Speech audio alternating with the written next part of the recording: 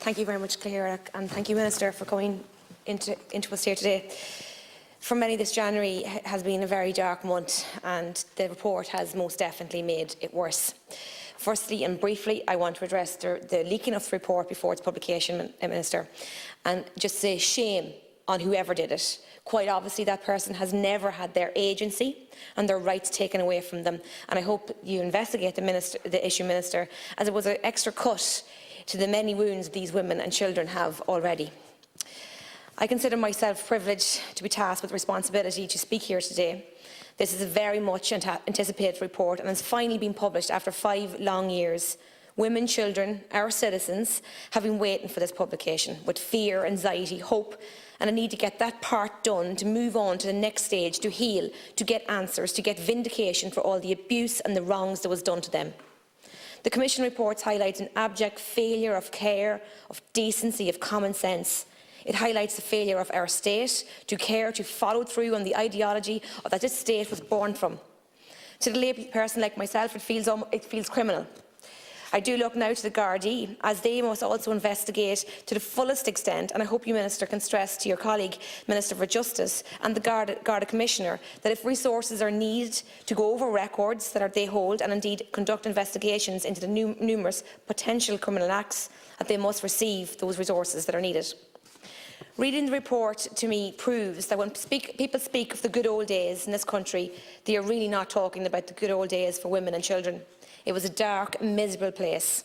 Power sat with a few, people of so-called good standing in their communities, a sick cabal of authority under the pretence of decency, with a warped, sick opinions that one thing was good and the other so bad that girls, women and babies were treated like dirt. We were taught that sex, pregnancy, childbirth were bad words. They were wrong and sinful things. One example, growing up, I could never understand was the stupidity or misogyny or ignorance that a woman after giving birth had to be churched. People were taught that childbirth made a woman unholy or unclean because it resulted from sexual activity. Churching was to allow an unclean but must be married woman to re-enter the church with a state of grace. The indignity and stupidity of this, really. Childbirth is no fun, but there certainly is no shame. It was another way to put women down and make them feel like there was something wrong with themselves or their bodies. The warped and perverse belief system that was perpetuated by church teachings and church status within society wrongly caused people to look down on women who were pregnant and unmarried. There was no humanity in this so-called republic, a republic that, according to our proclamation, was meant to guarantee equal rights and equal opportunities to all its citizens and cherish all its children of the nation equally.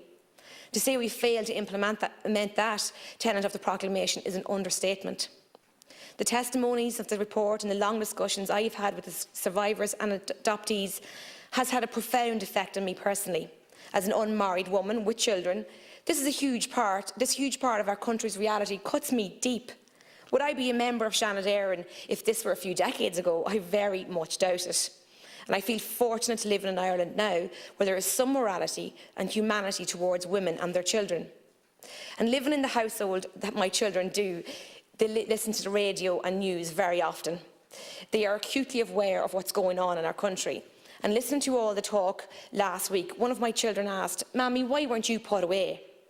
And another one asked, "What's wrong with us?" "Sure, there's nothing wrong with us, Mammy." There is nothing wrong with children whose parents are not married. There was never anything wrong with them or their mothers. The legacy lives on, and my children know that in the past, the community and country that they live in may have classed children like them as second-class citizens. It breaks my heart to see the confusion and my boys' faces trying to process that in their minds. Imagine the so-called Christians to make a rule that there could be something wrong with a beautiful, perfect baby. Babies that were adopted, and from the evidence I've heard, like products of a shelf, from a good family, lovely fair skin, are some of the descriptions to entice adoption. A little soul reduced to a product on the shelf if the institution thought you good enough. However, if someone deemed a child so-called imperfect, they were probably assigned to a life of an institution. It is also so disgusting that beautiful life and existence of babies could not have warranted proper burial, and many of the 9,000 babies were not given the respect they deserved. And now they must get that respect. And anywhere where there's potential mass burial grounds, in my opinion, the state has the responsibility to investigate, and the religious organisations should finally face up to the reality of the wrongs and hand over every single shred of information they have. The control over information must end. We know the horrors of what went on in that institution, in these institutions. We didn't need the report to tell us. The survivors needed and hoped the report would give dignity, some semblance of justice to the women and children that have fought to be heard and fought to be acknowledged. Some say we must reject the report, but to what endgame, I asked. We have a report, a huge body of work. Let's challenge it, let's dispute it, let's look to the evidence that our citizens gave in the testimonies and work hard on future actions to do right by those testimonies. I have written to the Committee of Children and Disability and Equality and Integration, who I am a member of, to invite the Chair of the Commission to come before us to discuss this report. I hope this request is met positively by my colleagues.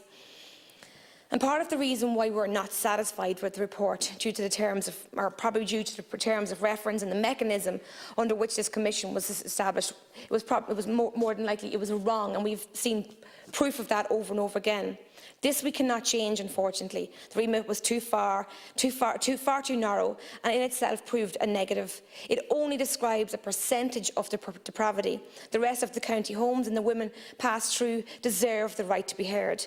There is also so many women and children who never went into institutions, and they have suffered the attitudes. They have also suffered the attitudes of church, state, and society. It's also estimated that 15,000 people in Ireland and abroad are adopted, whether illegally or legally, during the time frame under the investigation, and a lot of these were excluded as well. We cannot ignore these people anymore. The report is also full of contradictions.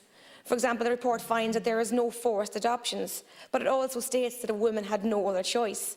Surely when all your options, your rights, your agency is stolen from you for people of so-called standing in the community, these adoptions could not be anything but forced.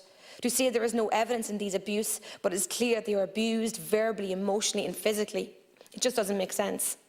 The priority now, Minister, is to ensure a survivor-centred approach, that the recommendations are worked through and the ones that are acceptable to survivors are implemented as soon as possible. We must stop failing these women and adoptees. The information and legislation must come without haste, Minister. There needs to be a full engagement with stakeholders on the legislation. Adoptees cannot be left in the dark any longer. They need focused legislation to give access to their birth certs, their own information, their health, their history, their heritage, like all other citizens in the state. They have a right to their records. The state or an institution certainly does not own their truth.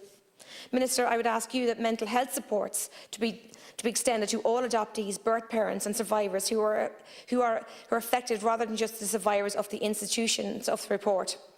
I ask you to demand all records, all adoption records. Is there a case that because the staff of these religious institutions in most cases were paid employees of the local authority, that they are in fact state records? It's wrong for private organisations to hold on to information in relation to an individual's history. We will now be judged on our actions. We cannot right the wrongs, but we can work hard on the restoration of faith of these survivors and these children, their faith in this country. We can do this by fulfilling our duties and in good faith a consultation and implementation of the recommendations, and include every institution, every survivor and adoptee. We can also do this by abolishing direct provision centres. They are a modern-day shame. We know the damage institutions cause, and we must, without haste, sort this out. And finally, I want to thank all the survivors and the adoptees for their relentless bravery, and for what it's worth. I send my strength and my love to each and every one of them. Thank you.